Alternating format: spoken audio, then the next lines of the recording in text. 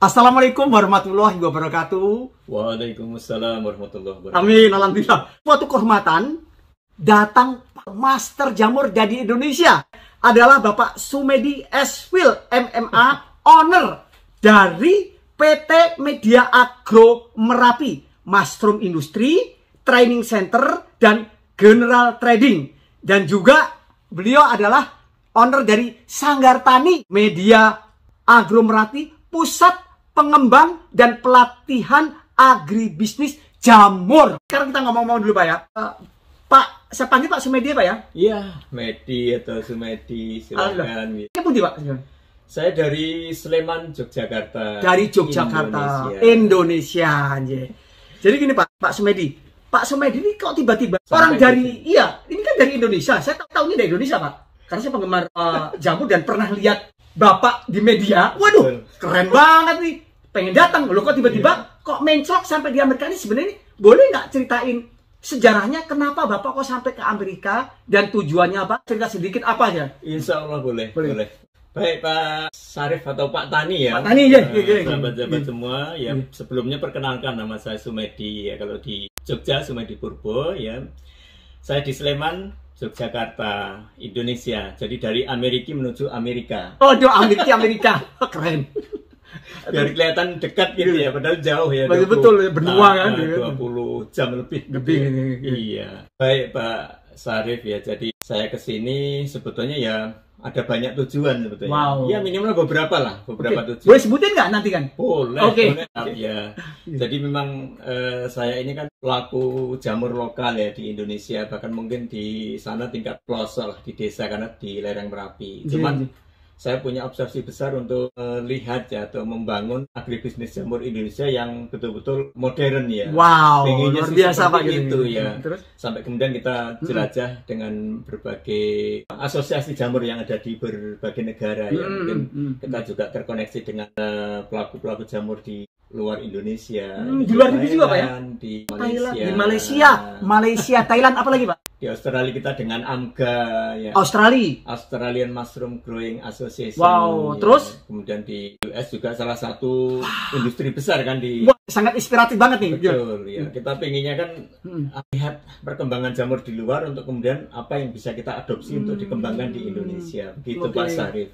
Oke. Ada Bapak Sanggar Tani. Cerita ini Sanggar Tani ini sejarahnya kenapa kok ada? Tadi ada PT Media Agro Merapi kan Bapak ownernya. Iya. Terus ada Sanggar Tani, Media Agro Merapi ini boleh cerita nggak apa nih sebenarnya? PT Media Agro Merapi itu kan baru akhir-akhir ini karena kita memang berorientasi bagaimana agribisnis jamur minimal yang kita punya ini untuk nanti menjadi sebuah agribisnis yang bisa lebih baik lah, lebih modern dibanding sebelumnya. Karena ketika sebelumnya kita mengadakan pembelajaran jamur itu kan kelasnya kelas apa yang biar mudah dipahami oleh pemula pada umumnya untuk belajar jamur, sehingga konsepnya kita bangun Sanggar Tani Media Agro Merapi. Nah, Sanggar Tani ini kan konsepnya sebetulnya sanggar itu tempat untuk belajar ya. Untuk belajar betul sanggar. Nah, biasanya kan Sanggar Tani itu sebelum itu kan ada sanggar seni, sanggar tari. Nah, di agribisnis ya umumnya dan mungkin di jamur ini juga perlu ada sentuhan-sentuhan seni ya, sehingga kemudian kita masukkan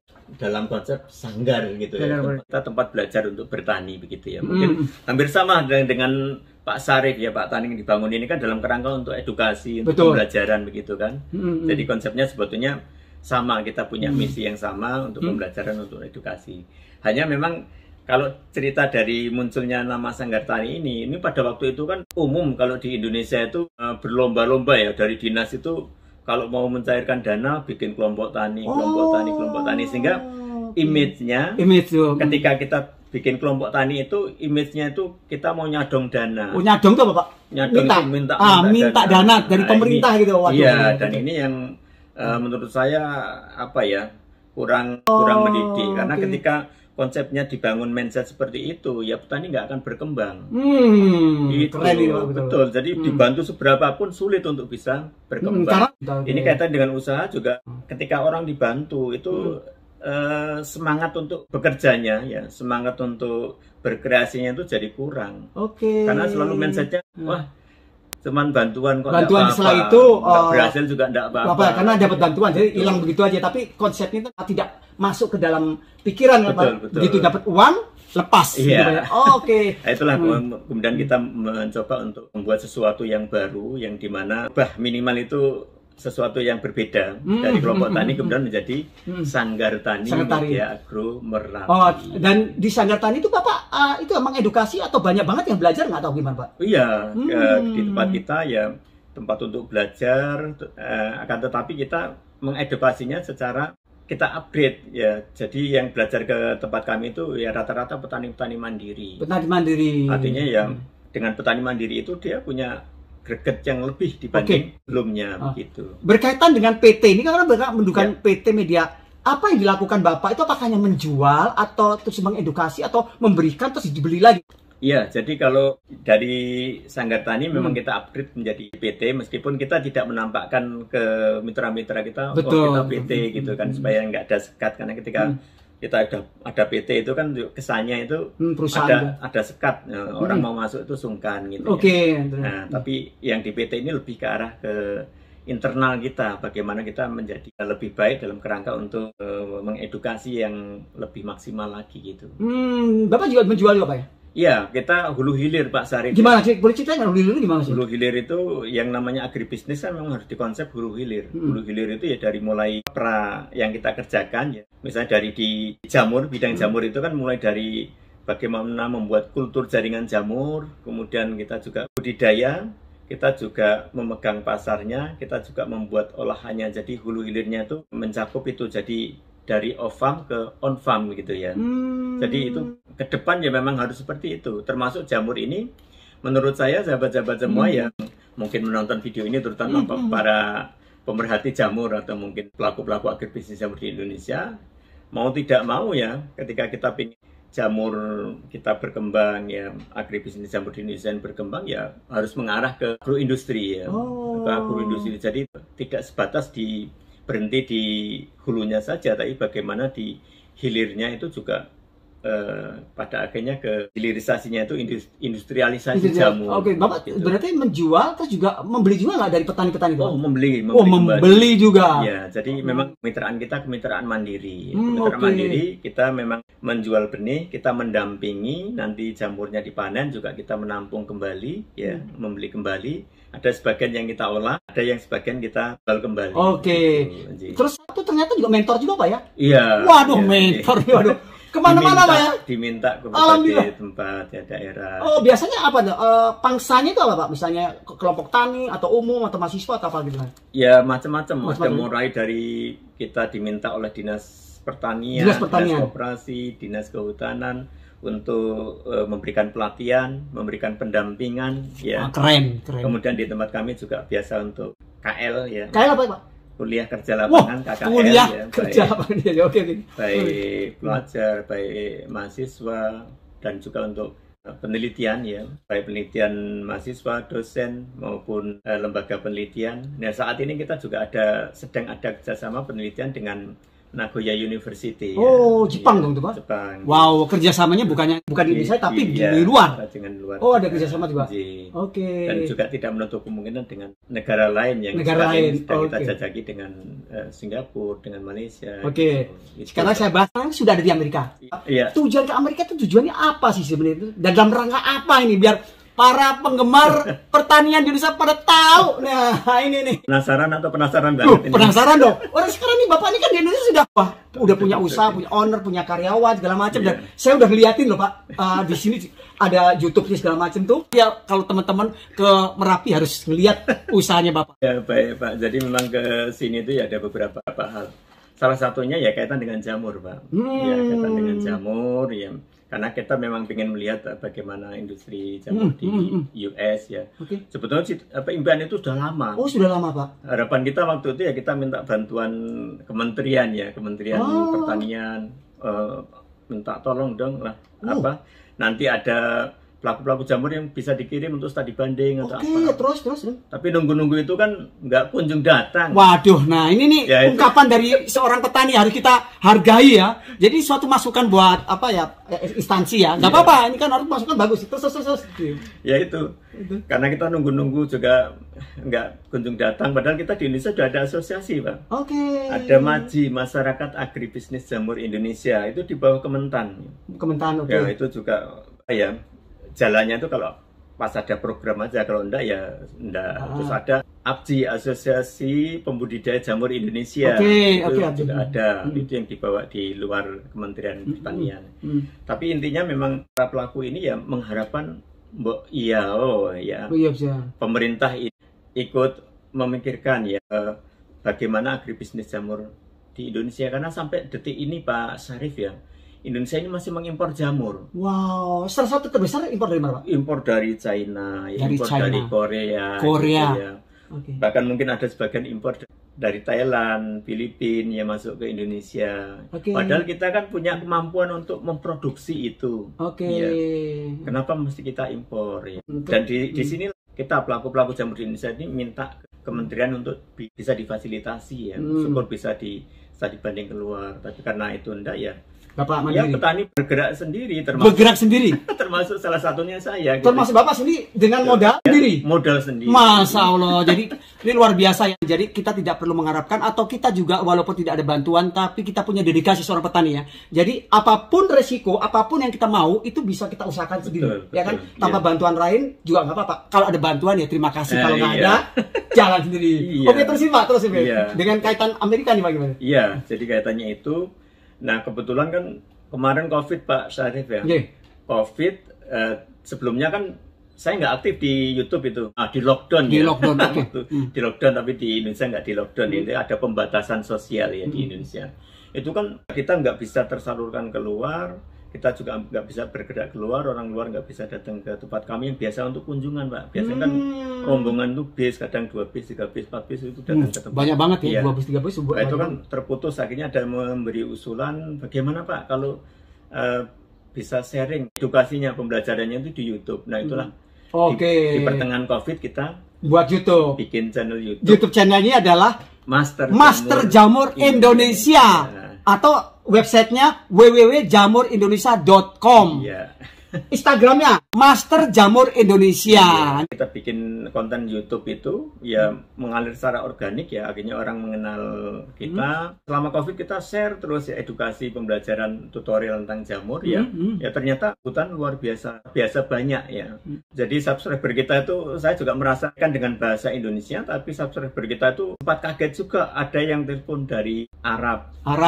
Ada yang dari Timur Tengah itu ya, telepon, ada yang dari India, Pakistan, ada dari Malaysia gitu. Dan Amerika ada. Nah, ada salah satunya subscriber kita itu yang mencermati itu dari Amerika. Makanya Bapak sampai sini. Ya, mohon maaf ya, mungkin Pak Jim mungkin salah satu subscriber kita yang mungkin beliau bekerja di industri jamur ya. Wow, jadi ada salah satu diaspora yang bekerja di industri jamur. Pennsylvania. Ya, kemudian kita komunikasi, kemudian sharing, diskusi, bahkan ke arah mengajak berpartner kerjasama. Mantap, ini namanya petani sejati Pak ya, petani mandiri yang datang ke Amerika dengan niat pribadi, tapi apa tujuan Bapak ke Amerika itu hanya bukan sekedar jalan-jalan aja, tidak. Tapi ada tujuan satu, untuk mengembangkan jamur di Indonesia supaya maju, dan juga ada bisa kerjasama. Alhamdulillah juga di sini kan ada kerjasama dengan jamur di Amerika Pak ya? Iya, jadi ada salah satu diaspora yang mengajak kerjasama. Pak Jim ya barangkali menonton ini, mohon maaf saya sebut namanya. Luar biasa Pak. Oke Pak, ini bagus ini, karena nih diaspora di Amerika ataupun di belahan dunia itu banyak yang punya kalian. Tapi kadang-kadang kan ngumpet atau tidak terdeteksi ya. Ini ada satu bisa terdeteksi lewat Bapak Sumedi. Jadi nilai positif kok. Berkaitan dengan pemerintahnya artinya Pak. Sejauh mana instansi terkait itu untuk mensupport Bapak? Usaha Bapak itu kan tidak lepas dari keterkaitan dengan instansi Pak ya? Kan pasti ada ya? Iya, betul. Jadi ada plus minusnya segala macam. Bapak boleh cerita gimana Pak? Selama ini kita kan juga dengan pemerintah itu ya mau tidak mau kita nggak bisa lepas ya. Nggak bisa lepas karena kita juga kebijakan Pak ya? Ya karena kita berada di sana dan otomatis ini kaitan dengan kebijakan. Dan dari kementerian ya. Dari kementerian, dan memang kita ya berharap betul, karena bagaimanapun juga kan kita minimal ya anak bangsa atau warga bangsa yang mengharap ada perhatian dari pemerintah ya terhadap para pelaku agribisnis ya, termasuk di dalamnya jamur. Karena seperti di Jogja itu waktu 2010 terjadi letusan Merapi. Salah satu tumpuannya jamur ya. 2011-2012 jamur itu menjadi salah satu pilihan utama dalam bidang hortikultura. Dan kita berharap betul di nasional pelaku jamur juga berkembang dari Sabang sampai Merauke ya. Jadi kita juga punya dampingan-dampingan dari mulai Aceh ya sampai ke Papua. Kita keliling ke kelompok tani secara mandiri Pak ini. Jadi kita minta didampingi, minta dilatih ya, kita datang ke tempat masing-masing gitu. Artinya secara pribadi kita melakukan itu ya, kita karena pelaku usaha, tapi di sisi lain sebetulnya itu seperti apa ya, menjalankan tugas pemerintah gitu ya. Tapi dengan biaya kita sendiri. Oke. Tapi at least kan ada Pak ya, artinya kebijakan atau ada perhatian ada Pak ya? Ada. Jadi di kelompok-kelompok tani itu kan di Indonesia tuh ya adalah perhatian terhadap kelompok-kelompok, tapi ini harus dengan kelompok gitu ya, tidak bisa orang perorangan. Jadi dengan kelompok, kemudian dibantu ya, seperti kita di Jogja ini juga Dinas Pertaniannya cukup aktif yang membantu membina kelompok-kelompok, kemudian kita diminta untuk melatih ya, mereka, kemudian diminta untuk mendampingi, diminta juga untuk mensupport benih, diminta untuk menampung hasil begitu. Jadi itu jadi ya, hanya harapan kita ke depan ini ya, berharap betul ini dengan kebijakan pemerintah pusat ya, untuk bisa bagaimana agribisnis jamur ini tetap dimunculkan ya. Jangan sampai selama ini kita secara nasional membahas ya, ujung-ujungnya hilang di tingkat pembahasan lebih lanjut. Ya ini perlu Pak ya, ini buat ini yang terjadi instansi pemerintah atau dalam kebijakan pusat Pak ya. Mudah-mudahan pengambil kebijakan di Indonesia bisa melihat atau mendengar YouTube ini dari ungkapan dari hati salah satu petani jamur ya. Dan ini adalah nilai yang positif. Bagaimanapun juga majunya sebuah negara itu adalah kolaborasi dan saling mensupport ya, antara petani, pemerintah juga ke petani. Itu kan yang namanya ini. Jadi saling jabat tangan Pak ya. Betul. Ada nggak Pak sekarang Bapak ini kan dari luar yang ilmu didapat terus nanti bisa diadopsi di Indonesia gitu. Iya, ada banyak banget Pak. Terutama kita juga sudah lama punya obsesi ya, yang cukup tinggi itu adanya mycelium bank gitu Pak. Jadi, apa itu Pak? Mycelium bank itu seperti pusat benih ya. Sebetulnya ini pusat benih ini sebetulnya menjadi hak maupun penangan pemerintah dan lembaga terkait ya. Mungkin lembaga penelitian atau apa. Tetapi untuk mengharapkan terwujudnya ini kok sampai sekarang belum muncul. Padahal itu menjadi harapan kita. Menjadi harapan supaya lebih maju Pak ya? Iya. Itu karena faktor apa Pak? Belum muncul karena faktor atau mungkin sulit cari tempatnya atau jamurnya, atau mungkin para ahli-ahlinya itu nggak ada Pak gitu Pak? Ada, para ahli ada. Cuman maksud saya itu ya, pemerintah dengan lembaga dalam kaitan ini ya, dalam kaitan mungkin kalau jamur ini, ahli-ahli jamur itu bikin suatu tempat ya, pusat benih yang ini pusat benih yang menjadi referensi sekaligus rekomendasi pelaku usaha jamur di Indonesia. Sehingga ketika membutuhkan benih-benih berkualitas itu nggak ragu-ragu cari kemana, di mana, tapi sudah langsung bisa datang atau menjujuk ke pusat benih ini yang mungkin dalam konsep global itu namanya mycelium bank. Banknya benih jamur gitu. Ada nggak sih perbedaan antara jamur yang ada di Indonesia dengan sekarang kan Bapak di Amerika ada tujuan, Bapak sudah dapat istilahnya, dalam arti kan sudah ada tanda kutip, sudah ada kenalan. Ada perbedaan nggak sih Pak? Atau di sini lebih hebat atau apa sebenarnya, atau sama-sama, atau cuma mencari sesuatu yang bisa diadopsi dari sini ke Indonesia itu Pak? Ya sebetulnya ada beberapa, bahkan mungkin ada banyak yang kita bisa belajar dan adopsi ya. Kalau yang di US ini, di Amerika ini kan, ini kan hampir semuanya sudah tertata dengan rapi ya, dengan teknologi yang modern, dan itu supportingnya itu kan nggak dilakukan oleh pelaku usaha saja, tapi disupport oleh pemerintah. Mantap. Disupport oleh oleh pemerintah. Pemerintah. Jadi Amin. Ini yang perlu kita perlukan. Saya harapkan juga di Indonesia juga begitu. Oke. Mudah-mudahan mewakili suara-suara pelaku jamur di Indonesia. Iya, ini salah satu wakil ya, nggak apa-apa kan, walaupun petani kan banyak, tapi Bapak ini kan bisa menjadi wakil edukasi kan. Suara saya pribadi, tapi mudah-mudahan ini menjadi suara teman-teman. Amin. Gitu. Nah, sekarang terakhir Pak ya, harapan apa Pak untuk para petani atau para pendengar setelah kita podcast itu pasti kan ada tujuan apa sih? Jangan sekedar kita ngobrol-ngobrol aja, tapi kan kita ada impact untuk kedepannya itu apa? Harapan Bapak apa sih untuk supaya para pendengar tuh mengikuti jejak ini? Ini yang saya dari hati terima kasih, sangat apresiasi kepada Bapak Sumedi yang bisa hadir di tempat kami. Mudah-mudahan apa-apa cita-cita Bapak itu terlaksana. Amin. Amin. Kedepan ini asosiasi jamur yang ada di Indonesia ini menjadi kuat ya, punya power seperti halnya di Australia itu Australian Mushroom Growing ya.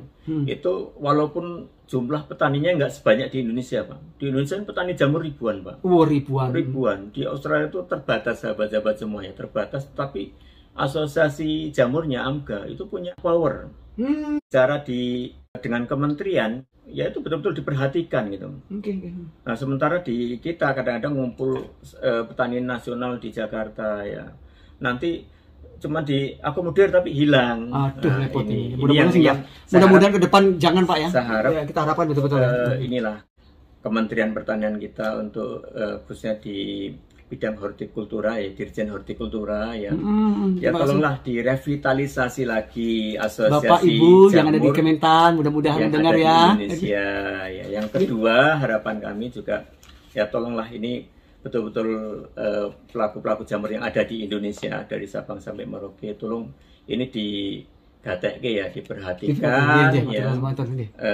Syukur difasilitasi ya, mungkin dari aspek teknis maupun non teknis ya, dari aspek permodalan, mungkin dari aspek pasar ya, mungkin juga dari aspek teknologi yang mungkin kalaupun belum sampai itu adalah mungkin pelaku-pelaku jamur yang mungkin dianggap sudah punya kemampuan ya difasilitasi, misalnya dikirim untuk studi banding secara kelembagaan oleh negara.